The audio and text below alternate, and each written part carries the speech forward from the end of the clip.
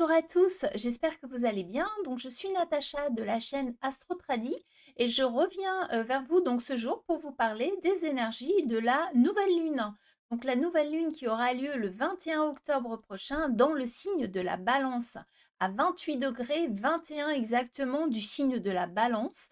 Donc, tous ceux qui ont des planètes, qui ont des facteurs, qui ont un milieu du ciel, un fond du ciel, une maison angulaire, donc sur proche de ce degré, j'ai envie de dire, à partir de 25 degrés balance à peu près jusqu'au dernier degré balance. Donc, toutes ces personnes seront particulièrement impactées par les effets de la nouvelle lune. Donc, le maître de cette nouvelle lune sera Vénus. Vénus, donc, qui sera elle-même dans le signe de la Balance, donc une nouvelle lune qui sera particulièrement bien soutenue par son maître, qui viendra. Alors par contre, il ne fera aucun aspect direct à cette pleine lune, puisqu'il est directement dans son signe, mais il vient quand même colorer, il vient quand même soutenir un petit peu tout ce qu'on va pouvoir vivre donc sur un aspect vénusien là pendant les 2 prochaines semaines. Quand on parle du signe de la Balance, déjà, on est sur un signe cardinal, donc c'est un signe qui initie les choses, c'est un signe de démarrage.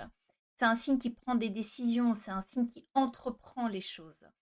Alors la balance, on a souvent tendance à dire: «Oui, ce sont les gens, on hésite et cetera, on pèse le pour, le contre, on ne sait pas».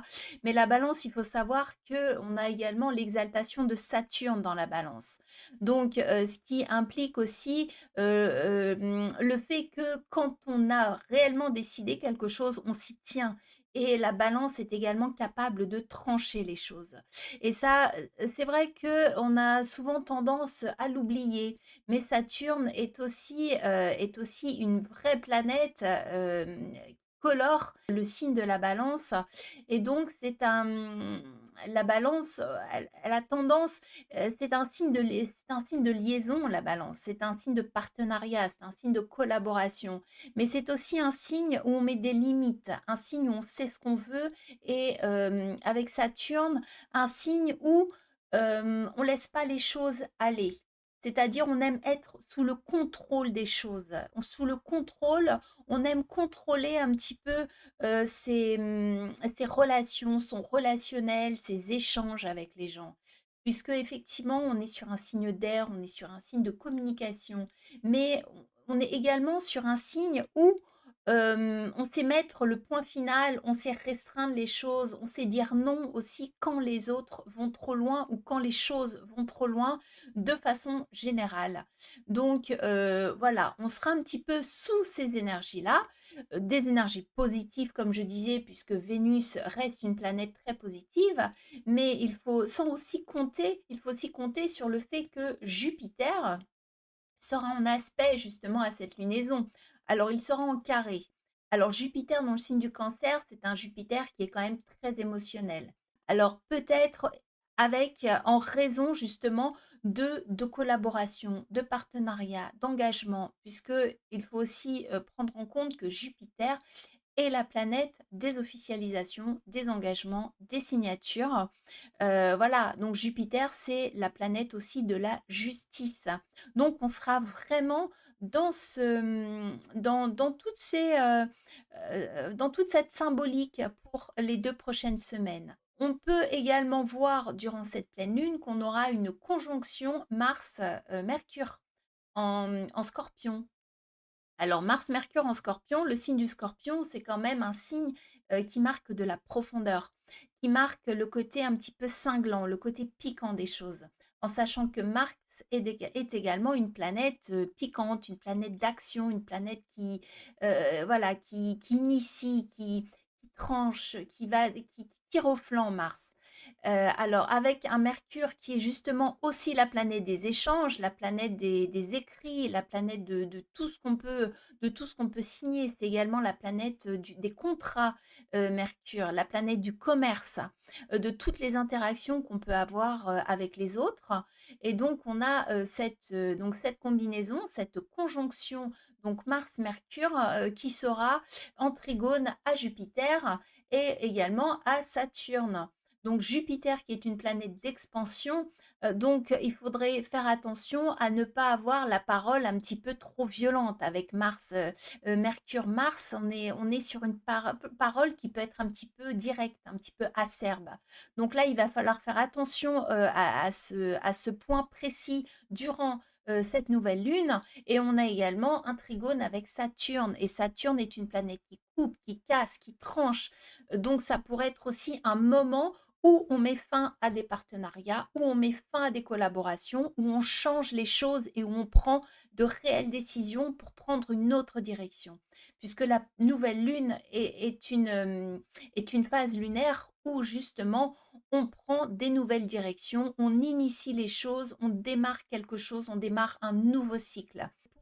Cette conjonction Mars-Mercure, donc il faudra faire attention surtout puisque là on est sur un signe fixe, le Scorpion, donc c'est surtout les lions, les signes fixes qui risquent d'être impactés par cette conjonction, donc les lions, les Verseaux et les Taureaux, donc et les Scorpions bien évidemment. Donc ces 4 signes, faire un petit peu attention aux échanges qu'on peut avoir avec les autres, que ce soit pas trop cinglant, que ce soit pas trop tranchant, trop vif, puisque ça pourrait ramener justement des perturbations, des surcroîts d'émotions.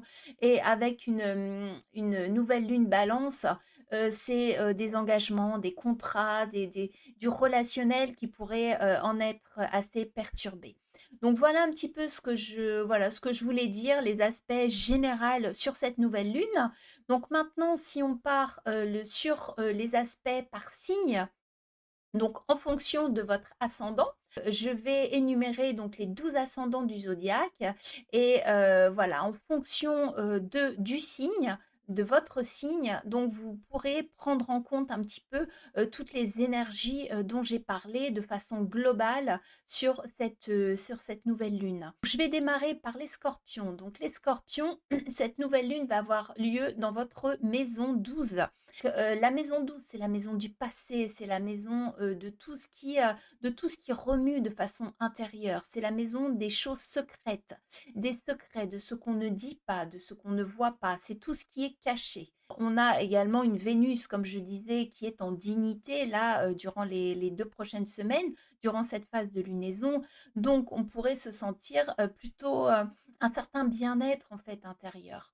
Voilà, c'est ce qui pourrait apparaître lors de cette lunaison, mais également, hem, des rencontres, du passé qui pourraient revenir, des rencontres amoureuses par exemple ou des belles rencontres qu'on a fait par le passé et qui reviennent comme ça, soudainement. Voilà, ça peut être une possibilité pour les scorpions.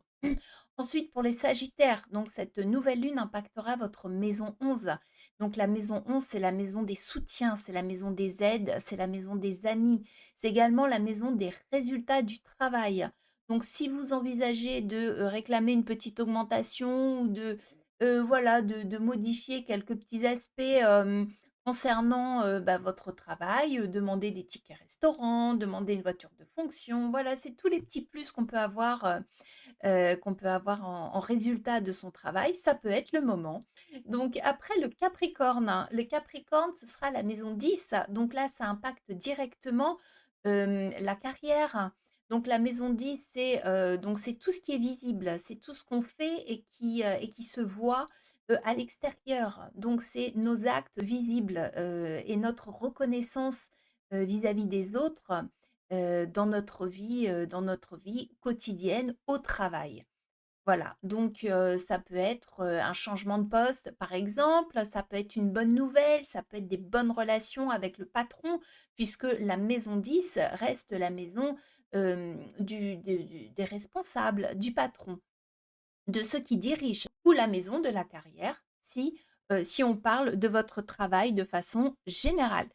Ensuite, on aura les versos. Les versos, donc ça va impacter votre maison 9. La maison 9 qui est la maison de l'étranger.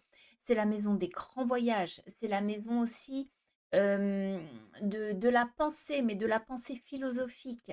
C'est la maison de la formation. C'est la maison du professorat. Voilà, c'est toutes les pensées qu'on pourrait avoir pour donner un nouveau sens à sa vie. Ensuite, pour les poissons, on aura, cette nouvelle lune impactera la maison 8 qui est une maison de transformation, qui est une maison de changement, des changements soudains, des changements inattendus. Donc éventuellement des changements aussi par rapport au couple, par rapport au partenariat, par rapport aux collaborations, en sachant que le poisson est un signe mutable et c'est également le signe des partenariats. Le poisson, c'est le signe de la collectivité. Donc, il pourrait y avoir des changements, des transformations inattendues, mais très sympathiques avec cette Vénus qui sera assez forte. Ensuite, on aura les béliers. Les béliers, ça impactera votre maison 7. Donc, la maison 7, c'est la maison du couple, c'est la maison des contrats, c'est la maison également, c'est la maison des achats, de la vente. Voilà, si vous avez quelque chose à vendre, c'est la maison 7. La maison 7, c'est également, tout ce qui est, contrat, tout ce qui est contractuel et la maison, bien évidemment, du couple, mais du couple, stable, du couple qui vit ensemble, du couple qui est marié. Voilà, c'est pas les amours, hein, c'est vraiment, quand c'est officiel. Voilà, donc avec une Vénus forte, donc c'est plutôt, très, très positif puisque Vénus reste quand même la planète la planète du lien, la planète de l'union, la planète de la collaboration, la planète du bien-être, donc c'est plutôt très positif. Ensuite, on aura les taureaux, maison 6. Donc la maison 6, c'est la maison, de la vie quotidienne, c'est la maison des tâches un petit peu rébarbatives qu'on a à faire tous les jours. C'est la maison également, alors quand je dis du quotidien, mais également du travail au quotidien, c'est la maison des collègues de travail, des petits animaux, mais également aussi la maison de la santé. Donc avec une Vénus, en Balance, une bonne santé. Ensuite, pour le Gémeaux, ce sera la maison 5. Donc là, c'est purement et simplement la maison des amours, puisque Vénus étant la planète des amours. Alors quand je dis des amours, c'est des relations qui sont positives, des relations agréables, des liens agréables. C'est également la maison des enfants. C'est la maison 5, c'est la maison du jeu, c'est la maison de la création, la créativité, ce qu'on a envie de montrer aux autres, qui on est. Et donc Vénus, qui est également une planète, la planète artiste, une planète artistique, Vénus, c'est tout ce qui concerne les arts, c'est tout ce qui concerne la décoration, la peinture, tout ce qui concerne toutes les activités en relation avec la beauté et l'esthétique de façon générale. Ça peut être une période intéressante pour pouvoir vous mettre en avant et pour pouvoir présenter ce que vous, voilà, l'art que vous pratiquez. Ensuite, les cancers. Donc, les cancers, ça va interagir dans votre maison 4, qui est la maison du foyer, qui est la maison du père, qui est la maison de votre intimité, c'est-à-dire ce que les gens ne voient pas de vous. C'est la façon dont vous vivez euh, chez vous. Voilà, de façon pas de façon personnelle. Voilà, la maison 4. Donc là, un sentiment de bien-être, tout simplement, avec une Vénus en Balance. Ensuite, on aura le lion. Le lion, ce sera la maison 3. Alors la maison 3, c'est une maison de déplacement. Alors quand je dis déplacement, c'est les déplacements courts. C'est les déplacements pour la vie quotidienne. C'est la maison de l'entourage proche, les cousins, les cousines, les voisins. Donc ça des bonnes relations, un bon relationnel et une vie plutôt agréable, un moment plutôt, sympathique où, pas mal de relationnel, peut-être des choses qui peuvent changer, un nouveau cycle, donc dans ce domaine, de vie, qui est également le domaine de la pensée, le domaine des compétences, la maison 3. C'est ce qu'on va mettre aussi en application, hem et si on acquiert également des nouvelles compétences, de nouvelles connaissances, la découverte de nouvelles pratiques, heu, voilà, c'est aussi l'écriture. L'écriture aussi, la maison 3, une maison d'échange et de communication. Ensuite, on aura la Vierge, ce sera la maison 2. La maison 2 s'agit de la maison des finances. C'est comment on gère son argent, comment on gère ses biens. Ça peut être aussi tout ce qui est les connaissances qu'on a. C'est tout ce qu'on acquiert de l'extérieur. Voilà, mais qu'on acquiert par soi-même. Donc ça peut être vis-à-vis des finances, ça peut être vis-à-vis de l'argent, mais ça peut être aussi des dons, des compétences, voilà, ça peut être, c'est la voix aussi la maison 2. La maison 2, c'est la voix. Donc c'est tout ce qui peut vous être dit. Voilà, vous pouvez apprendre des choses agréables, sympathiques à l'oral aussi, la maison 2. Et ensuite, la balance. Donc la balance, vous serez directement impacté donc dans la maison sera pour la maison 1. La maison 1, c'est le corps, la santé, c'est vous, en fait. C'est vous-même, dans tout ce que vous représentez vis-à-vis des autres, votre comportement, donc votre santé, ce que les autres voient de vous. Voilà un petit peu ce que j'avais à vous dire sur les énergies de cette nouvelle lune. Donc il ne me reste plus qu'à vous souhaiter donc, 2 belles semaines de nouvelle lune. Profitez-en bien puisqu'apparemment elle s'annonce assez, assez agréable. Donc maintenant, faire attention peut-être aux échanges, parce qu'avec ce Mercure-Mars, voilà, on n'est jamais à l'abri, d'une parole comme ça qui glisse ou qui peut être mal prise, qui peut être mal interprétée, surtout avec un Jupiter comme ça qui est un petit peu soupolé et qui est assez fort également en dignité en Cancer.